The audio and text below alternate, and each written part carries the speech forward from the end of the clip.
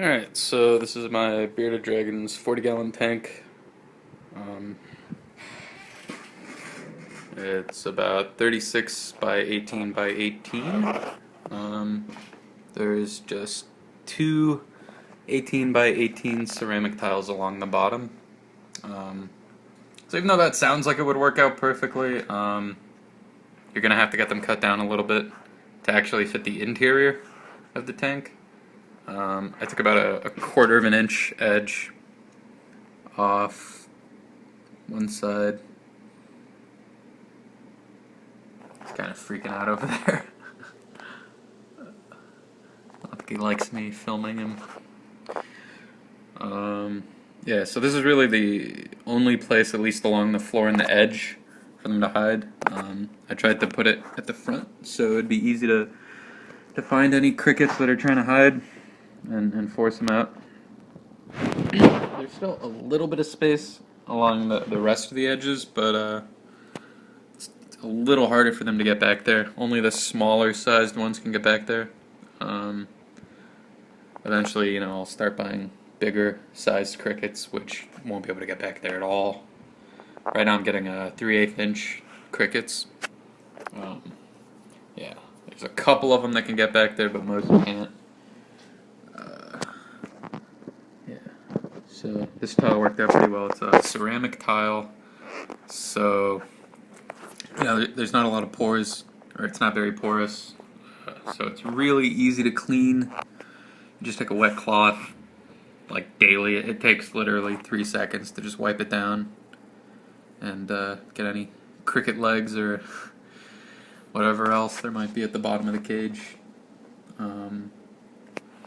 It's pretty easy to take out too. If it was cut a little too tight, it would be really difficult to get out. But as it is, I can almost wedge my finger in there and get some leverage on the tiles and pull them out.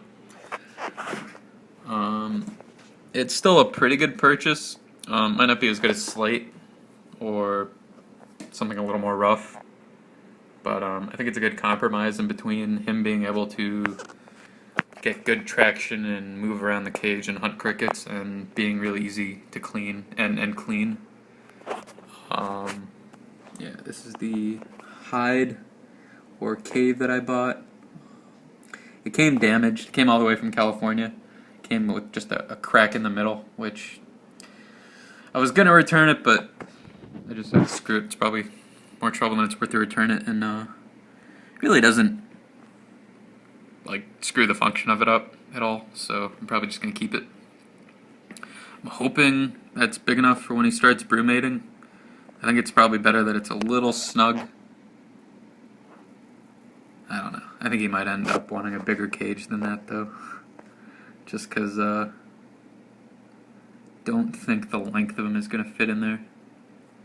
But that's a long way off. He's only about a month old. I mean, I've only had him for about a month. He was probably 2 months or more old when I got him from the pet store. This is the branch. This is like his favorite right now. That's usually where he ends up sleeping.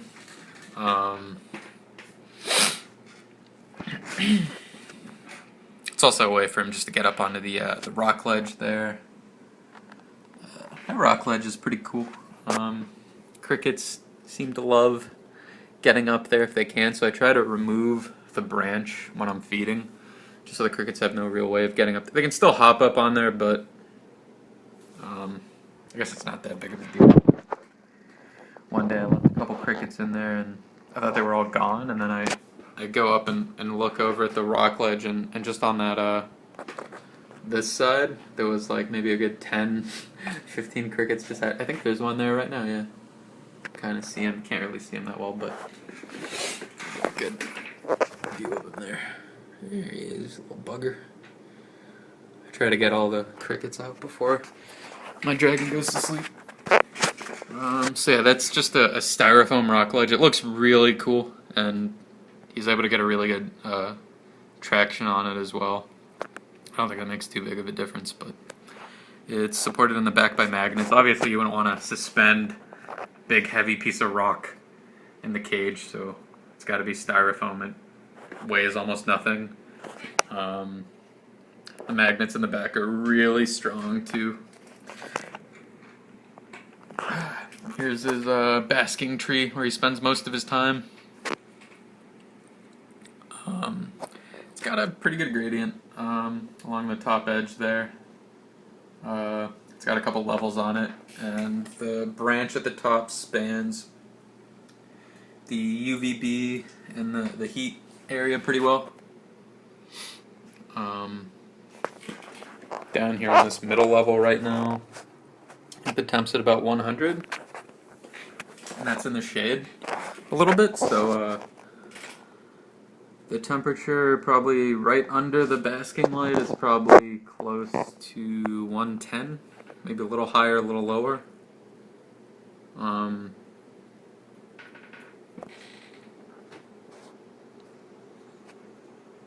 He just ate a lot, so I'm making sure he gets enough sunlight and everything and digests before he goes to bed, before we turn the lights off.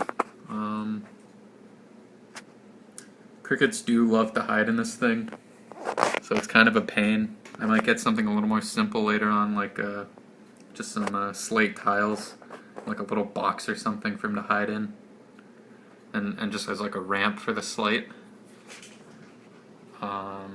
Then there's this hammock over here that he just doesn't even notice. If I put him on it, he just pretty much jumps right off.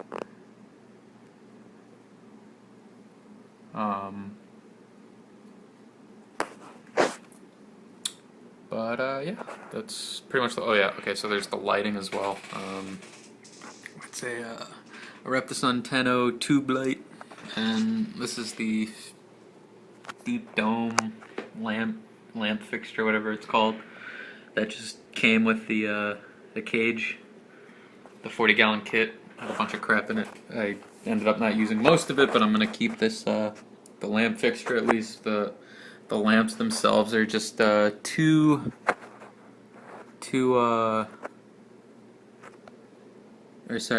heat lamp is it's just a halogen floodlight from like Home Depot. It's like $2 for $8. Super cheap. They should last a good amount of time too. Yeah. So it came with this Reptile 10.0, but it's a compact.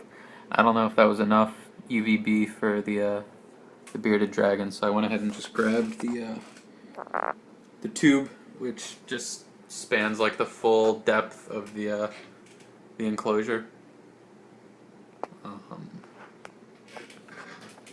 He seems to be able to get under the heat lamp whenever he needs to, and still get under the UVB light and still get enough heat at the same time. So I think it's a pretty good setup, but I'm sure there's a lot of things I could change as well. Anyway, I guess that's it.